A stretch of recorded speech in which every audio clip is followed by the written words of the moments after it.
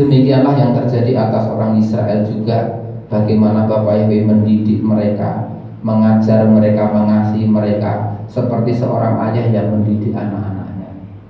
Walaupun kadangkala dengan cara yang keras, walaupun kadangkala dengan cara menghukum, sebetulnya tujuannya supaya anak laki-lakinya tahu yang baik dan tidak baik, tahu bahwa orang tuanya mengasihinya dan ingin supaya anak-anaknya mendapatkan hal yang baik di dalam kehidupannya. Lalu hal yang kelima, saudara, bagaimanakah Bapak Yahweh menuntun orang-orang Israel di masa itu? Kita tahu bahwa Tuhan menolong dan menyelamatkan mereka dari bangsa-bangsa yang kuat yang memerangi mereka, yang secara manusiawi, secara hitung-hitungan militer jelas tidak mungkin untuk orang Israel mengalahkan. Dan seringkali orang-orang Israel takut menghadapi mereka. Namun Tuhan yang berperang bagi mereka, Tuhan yang memecah belah mereka, Tuhan sendiri yang menghancurkan musuh-musuh mereka yang hendak memerangi orang-orang Israel. Baik orang Amalek, baik orang Ai, baik orang-orang dari bangsa-bangsa yang lain lagi, Yeriko dan sebagainya, semuanya Tuhan memberikan pertolongan kepada orang Israel menghadapi musuh-musuh mereka. Kita akan baca di kitab Tehillim, Bapak Saudara, masih di kitab Perjanjian Lama, Mazmur pasal 44 ayat 1 sampai dengan ayat yang ke-5. Mazmur 44, di kitab Mazmur ini dikisahkan bagaimana Tuhan menyelamatkan dan menolong orang-orang Israel. Mazmur 44 ayat 1 sampai dengan ayat yang ke-5. Untuk pemimpin musik dari Bani Korah, nyanyian pengajaran. Ya Elohim, kami telah mendengar dengan telinga kami, para leluhur kami telah menceritakan kepada kami perbuatan yang telah Engkau lakukan pada zaman mereka, pada zaman dahulu kala. Engkau telah menghalau bangsa-bangsa dengan tangan-Mu dan menempatkan mereka. Engkau menaruh kemalangan kepada bangsa-bangsa dan mengusirnya, sebab mereka tidak mewarisi negeri itu dengan pedangnya sendiri. Ya, tangan mereka tidak menyelamatkannya, melainkan tangan kanan-Mu dan lengan-Mu serta cahaya wajah-Mu, karena Engkau berkenan kepada mereka. Bani Korah mengajarkan orang Israel kepada generasi-generasi yang jauh dari generasi ketika ada di padang gurun, bagaimana orang Israel disertai oleh Tuhan, bagaimana mereka bisa mengalahkan, menghalau bangsa-bangsa itu. Mereka tahu bahwa itu dengan tangannya Tuhan.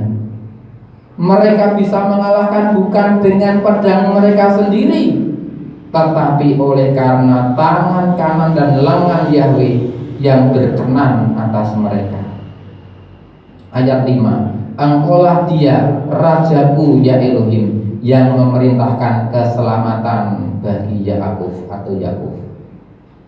Ini kita bisa pahami Bapak Saudara, bagaimana Tuhan menyertai orang Israel, menolong dan menyelamatkan mereka dari bangsa-bangsa yang kuat yang memerangi mereka. Saat ini saya percaya bahwa tidak ada bangsa lain yang memerangi kita secara fisik, saudara, kepada saudara ini, kepada kita semua di tempat ini. Tetapi kita punya lawan di udara. Kitab suci katakan peperangan kita bukan melawan darah dan daging, tetapi melawan roh-roh di udara, penguasa-penguasa di udara. Maka kalau kita mengandalkan Tuhan, ketika begitu banyak orang dikalahkan, dibelenggu, dijajah oleh kuasa-kuasa Satan, kita akan dilepaskan dan dibebaskan, saudara. Amin. Sehingga dakwaan mereka, sehingga apa yang dapat mereka kerjakan tidak akan lagi terus lanjut terjadi dalam diri kita. Maka saya melayani saudara di tempat untuk pelepasan. Itulah fungsinya, itulah pentingnya, supaya kita bisa diselamatkan dari musuh-musuh kita yang memerangi kita, yang menjajah kita secara rohani. Dan itu ternyata berdampak sekali dalam kehidupan nyata kita. Ternyata mereka selama ini mempengaruhi pikiran kita, sehingga pikiran kita ini tidak bisa gampang ngerti tentang firman Tuhan, sulit untuk mengerti. Ini roh-roh pengendali pikiran, roh-roh filosofi yang ternyata tanpa kita sadari bercokol dalam hidup kita, dalam diri kita, saudara. Sehingga membuat karakter kita menjadi kadangkala menjadi pemarah, menjadi orang yang gampang khawatir. Itu musuh-musuh kita yang harus kita kalahkan, dan kita hanya bisa mengalahkan mereka kalau Tuhan berperkara menolong kita. Bagaimana caranya? Kita ngaku dosa kepada Dia, kepada Tuhan, dan kita minta supaya Tuhan melepaskan kita dari itu, dan kelepasan pun terjadi dalam diri kita. Yang berikutnya, hal yang keenam, saudara. Bagaimanakah Tuhan menuntun orang-orang Israel? Maka Dia menghukum umatnya yang mendukakan hatinya, yang berlaku tidak setia kepadanya. Ini masih ada kaitannya dengan kasih seorang ayah kepada anak laki-lakinya tadi. Kalau anak-anaknya diingatkan dengan cara yang baik, cara yang lembut, kok tidak bisa mengerti, maka perlu dengan cara yang sangat keras. Bahkan kalau sampai anak laki-lakinya tidak berbuat seperti yang Tuhan kehendaki, maka tidak segan-segan menghukum dengan sangat-sangat keras. Dan kita tahu begitu banyak orang Israel yang mati di masa itu. Bapak Ibu Saudara yang dikasihi oleh Tuhan, tujuannya tadi sekali lagi adalah supaya mereka ini mengerti bahwa mereka itu bisa hidup bukan hanya dari roti yang mereka makan, tetapi dari setiap dafar Elohim yang keluar dari mulutnya. Kita akan baca lagi di ayat yang kedua. Sekali lagi mari kita baca bersama ayat ini, Devarim atau Ulangan pasal 8 ayat 2. Bapak Saudara, kita baca bersama. 2, 3. Dan engkau harus mengingat seluruh perjalanan di padang gurun yang Yahweh Elohimmu telah menuntunmu selama 40 tahun ini, dengan maksud merendahkan hatimu dan menguji engkau, untuk mengetahui apa yang ada di dalam hatimu, apakah engkau akan memelihara perintah-perintahnya atau tidak. Butuh waktu 40 tahun. Sekalipun 40 tahun itu pun juga oleh karena itu sebagai bentuk penghukuman Tuhan. Kita tahu ya Bapak Saudara, waktu itu Tuhan mengutus orang Israel sebanyak 12 orang untuk mengintai negeri Kanaan supaya mereka bisa mendudukinya. Tetapi selama 40 hari itu ternyata ketika mereka pulang, hati mereka ciut. Orang Israel menjadi takut oleh 10 laporan orang yang diutus. Mereka berkata, orang-orang enak itu dipenuhi dengan raksasa, kita ini seperti belalang di hadapan mereka, kita tidak sanggup untuk melawan mereka. Tetapi Yosua bin Kaleb dan Yosua bin Nun dan juga Kaleb bin Yefune berkata, tidak demikian. Dengan pertolongan Yahweh Elohim kita akan mengalahkan mereka. Maka waktu itu Tuhan berfirman, oleh karena engkau tidak percaya kepadaku, seperti engkau mengintai negeri itu selama 40 hari, maka engkau harus berkeliling di padang gurun selama 40 tahun. Waktu itu barangkali kalau mereka ini percaya kepada Yahweh, mereka tidak perlu muter-muter selama 40 tahun. Kelamaan sebetulnya, saudara. Namun ya itulah, karena mereka sering mengalami pertolongan mujizat Tuhan, namun tetap kurang bisa percaya kepada Tuhan.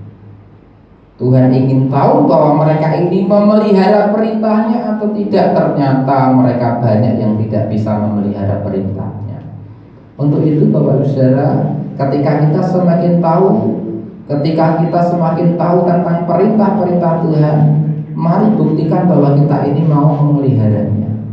Firman Tuhan katakan, semakin engkau banyak tahu, engkau semakin dituntut untuk bisa melakukannya. Bukan berarti ya sudahlah, daripada saya semakin banyak tahu semakin dituntut, saya tidak usah cari tahu, saya tidak usah berangkat. Nah, ini keliru juga tentunya.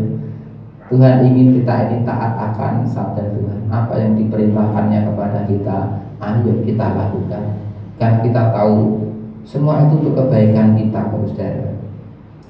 Melalui banyak peristiwa Bapak Ibu Saudara, melalui perjalanan hidup yang panjang dalam hidup saudara, berbagai ujian dan kesulitan yang Tuhan izinkan terjadi dalam hidup kita, maka seperti Tuhan mengajar umat Israel, saya percaya Tuhan pun juga mengajar kita di masa sekarang ini, yang tujuannya untuk kita merendahkan hati di hadapan Tuhan.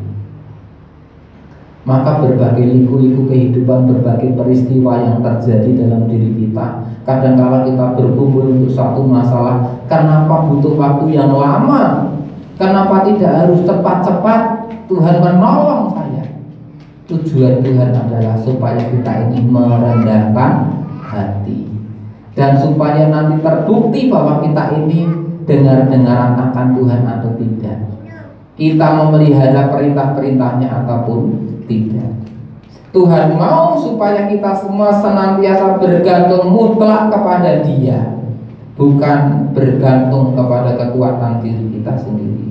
Ingat Bapak Saudara, kita dapat hidup bukan hanya dari roti yang kita makan, tetapi kita akan hidup oleh sabda Yahweh. Hidup kita akan terpelihara kalau kita dituntun oleh dafar Elohim dalam kehidupan kita. Bukan berarti bahwa kebutuhan jasmani dan kebutuhan jiwa kita itu tidak penting, saudara. Kebutuhan jasmani kita, kebutuhan jiwa kita tetap penting untuk kita perhatikan, tetap penting dan bahkan memang harus kita peroleh dalam hidup kita ini. Tetapi yang utama adalah kebutuhan rohani. Itulah yang paling penting, itulah yang harus kita utamakan, itulah yang harus kita kejar dalam hidup ini. Amin saudara. Begitu banyak orang kaya di luar sana yang tidak kenal Tuhan. Mereka bekerja dengan giat luar biasa, mereka mengumpulkan harta benda yang banyak sekali, sehingga mereka menjadi salah satu dari orang terkaya di dunia ini. Namun mereka katakan, apa yang saya cari, apa yang saya kejar, duit yang saya sudah kumpulkan ini ternyata tidak membawa saya menjadi orang yang berbahagia. Kan percuma, saudara. Jadi mari Bapak Ibu Saudara, yang kita utamakan itu adalah kebutuhan rohani kita. Yang kita utamakan adalah bagaimana kita bisa mengerti dafar Elohim dan kita melakukan dalam hidup kita. Kita memeliharanya, kita menaatinya, sehingga kita akan hidup di dalam perkenanan Tuhan. Dan kalau Bapak Yahweh berkenan atas hidup kita, saya percaya Tuhan tidak akan pernah tinggal diam, pasti membela kita, menolong kita, apa yang kita butuhkan pasti Tuhan menyediakan bagi kita. Amin saudara. Intinya adalah pagi ini kita belajar, mari hidup kita pakai, kita hidupi, kita jalani, bukan hanya untuk hal-hal yang bersifat jasmani, bukan hanya hal-hal yang bersifat jiwani untuk menyenangkan diri kita sendiri, saudara. Namun ayo kita semakin hari semakin merendahkan hati di hadapan Tuhan, kita semakin taat kepada Dia akan tuntunan-tuntunannya, pimpinannya dalam hidup kita, sehingga kita menyadari bahwa kalau kita bisa hidup, menjalani hidup ini bukan karena kita, tetapi karena Tuhan yang menolong setiap kita. Demikianlah apa yang saya sampaikan, saudara, kiranya menjadi berkat bagi kita semua, menguatkan kita untuk semakin hari semakin merendahkan hati kita, semakin mencari pertolongan Tuhan di dalam hidup ini. Mari kita tunduk kepala dan kita berdoa. Bapak Yahweh, kami sangat bersyukur karena Engkau sudah mengajar dan mengingatkan kami pagi ini bahwa kami hidup ini bukan hanya dari roti yang kami makan, bukan dari kebutuhan-kebutuhan jasmani yang bisa kami peroleh, tetapi kami akan bisa hidup dengan bahagia, dengan sejahtera, dengan pimpinanmu, oleh karena segala perkataan yang keluar dari mulutmu. Ajar kami untuk kami haus akan sabdamu, untuk kami bisa mengerti, untuk kami merenungkannya siang dan malam. Dan mari Roh Kudus memampukan kami untuk kami menaatinya, sehingga hidup kami bisa menyukakan hatimu dan kehidupan kami menjadi berkat bagi orang-orang yang ada di sekeliling kami. sehingga namamu boleh dipermuliakan.